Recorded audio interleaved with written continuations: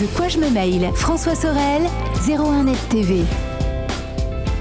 Bonjour à toutes et à tous, nous sommes le 1er novembre 2019 et c'est parti pour De quoi je me mêle, votre rendez-vous dédié à la tech, à la fois le dimanche matin sur RMC. Merci à vous qui nous écoutez donc sur RMC en ce dimanche. Et puis vous le savez, en podcast sur rmc.fr et en version vidéo sur 01nettv.com et sur la chaîne YouTube de 01net TV. Merci d'être là. Au menu de ce De quoi je me mêle tout à l'heure, nous nous intéresserons à l'une des pépites de jeux vidéo du moment et qui est française. Il s'agit de Shadow, vous savez, c'est un sujet passionnant qui est le cloud gaming. Pas mal de nouveautés ont été annoncées et le cofondateur de Shadow sera mon invité tout à l'heure. On lui posera toutes les questions, notamment avec l'arrivée de Stadia, vous savez, le service de Google de jeux vidéo dans le cloud. Je vous rappelle que vous pouvez à tout moment réagir au contenu de quoi je me mêle avec le hashtag DQJMM sur Twitter. La page Facebook vous attend comme d'habitude. Merci d'être là et bienvenue. De quoi je me mail, François Sorel, 01net TV. Et en ce week-end de la Toussaint, l'actualité tech ne s'arrête pas, bien évidemment. Et pour la commenter, Jean-Sébastien Zanqui est là. Bonjour Jean-Sébastien. Bonjour, bonjour à tous. Journaliste à 01net.com, bien sûr. Alors, quoi de neuf dans l'actu tech cette semaine? Pas mal de choses, avec notamment Samsung.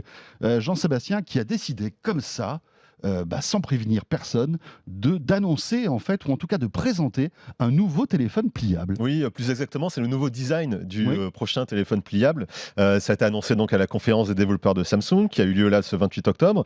Et donc, méga surprise, le form factor est complètement différent de celui du Fold. Vous vous souvenez du Fold, le premier téléphone pliable de Samsung?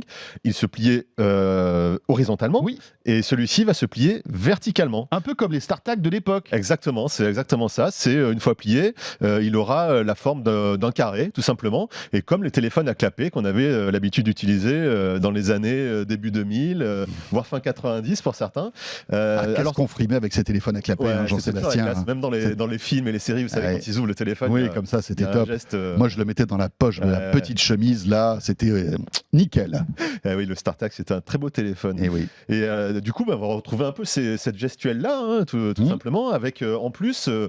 donc Samsung a appris un peu des erreurs qui ont pu être faites sur le Fold, notamment au niveau de la protection de l'écran, qui là ne serait plus en plastique comme sur le Fold, mais qui serait en verre pliable. Waouh. Voilà, alors ça c'est quand même une méga innovation. On sait qu'en fait Corning actuellement, qui est le fabricant du Gorilla Glass qu'on trouve sur tous les téléphones et les smartphones actuels, qui est un verre renforcé qui résiste aux rayures, enfin certaines rayures en théorie. Certaines rayures qui résistent aux chutes, etc. Qui résistent aux chutes. Voilà.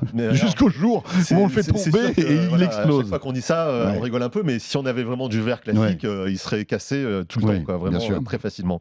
Donc en fait, Corning travaille sur ce genre de verre pliable. Donc ce modèle-là de Samsung pourrait être le premier à utiliser ce verre pliable. Et donc ce modèle devrait être présenté début 2020, probablement en même temps que le Galaxy S11, qui sera présenté aussi le début de l'année prochaine. Aucun prix forcément n'a été annoncé pour l'instant. C'est vraiment un prototype qui a été montré, juste un form factor. Et ce qui est intéressant, c'est que Motorola devrait aussi présenter le 13 novembre prochain, justement, on parlait du Razr et du StarTAC, un téléphone équivalent, son premier téléphone pliable de la marque. Et il aurait également ce même form factor à clapet, vertical.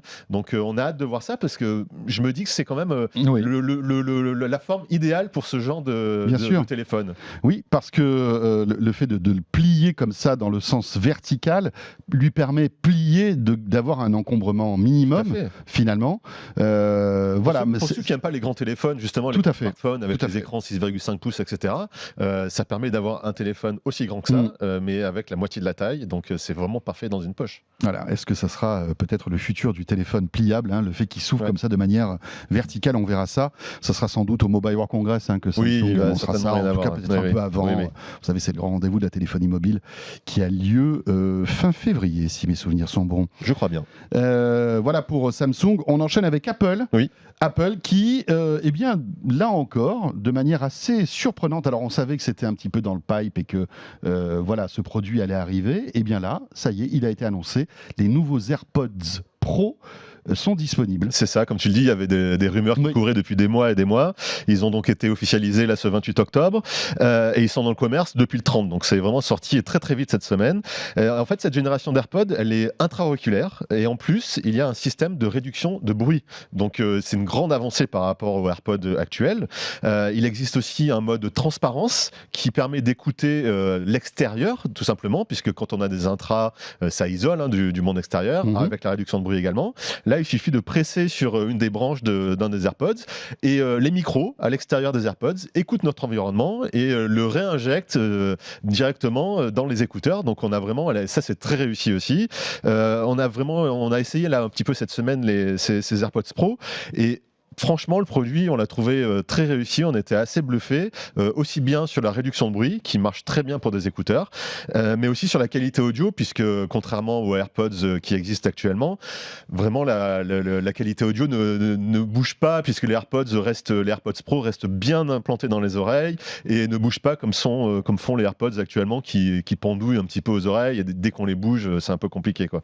Il y a aussi une facilité d'utilisation, tout simplement, avec les AirPods Pro. Quand ils sont couplés aux iPhones, c'est facile de les appairer, c'est facile de les utiliser, pardon. Oui. Et puis, tout simplement, c'est les meilleurs concurrents des WF-1000X-M3, voilà, un superbe nom encore accouché dehors de Sony. Ça, c'est tes chouchous. Hein, voilà, c'est mes chouchous, le nom est vraiment horrible, mais alors par contre, c'est des super écouteurs qui sont également true wireless, également à réduction de bruit.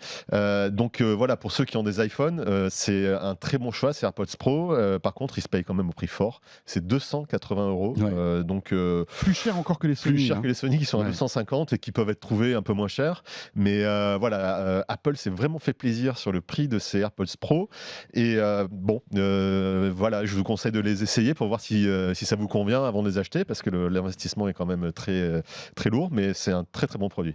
Alors juste en aparté, moi j'ai pu les tester depuis 2 jours, hein, ces AirPods Pro, et simplement pour vous donner un petit peu mon avis rapidement, je détestais les précédents AirPods. Oui, vrai, tu m'avais dit. On en parlait tout à l'heure parce que en fait je dois avoir un trou d'oreille trop grand. Mais ils sont compliqués, hein, ces écouteurs. Et en fait, en les posant sur mes oreilles, ils tombaient tout le temps. En fait, je n'arrivais pas en fait à les positionner dans mon oreille pour être tranquille, même en marchant. En fait, au bout d'un moment, ils se désolidarisaient de mon oreille et j'étais à 2 doigts de les perdre. Donc j'étais tout le temps en train de faire ça.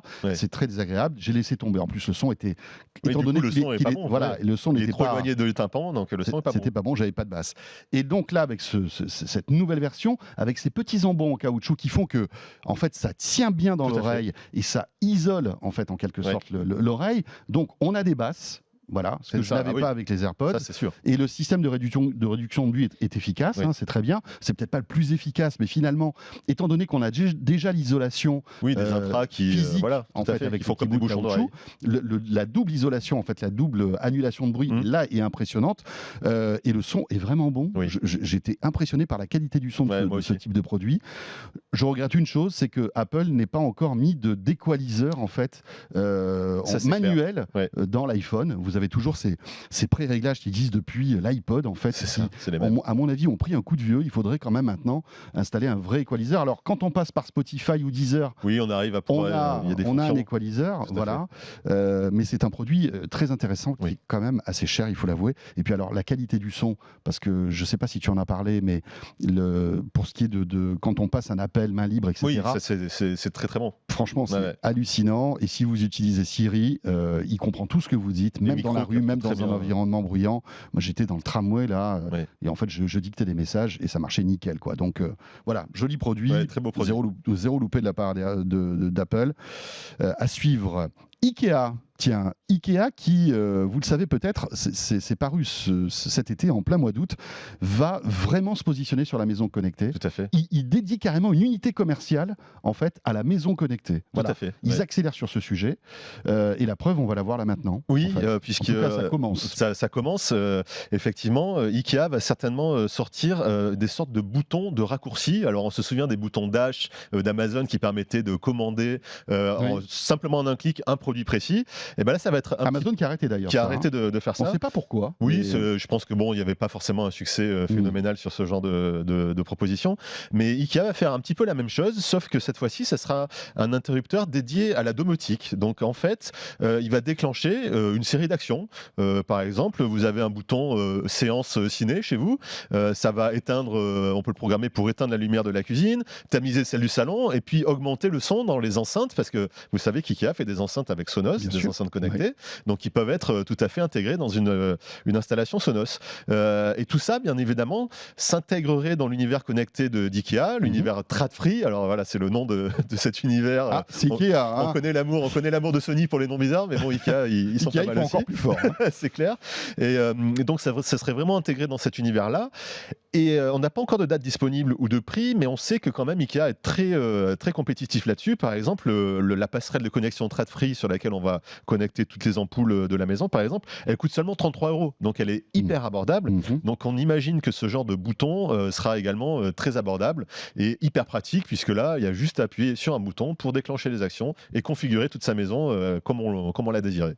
Rappelons que donc c'est pas la première incursion dans la maison connectée d'IKEA. Il y avait eu des lampes connectées Ikea. Il y avait aussi, vous savez, ces meubles avec la station de recharge par induction qui était intégrée. C'est une très bonne idée. Excellente avec idée, un chargeur Qi donc qui vous permet de recharger votre téléphone. Il y a eu donc, tu le disais, le partenariat avec Sonos pour les enceintes Symfonisk. C'est ça. Et c'est que le début. Le patron d'IKEA a déclaré qu'ils allaient investir énormément d'argent là-dedans. Et c'était pour eux vraiment quelque chose de très stratégique. Donc ça va être intéressant de voir comment Ikea se lance en fait dans la stratégie de la maison connectée.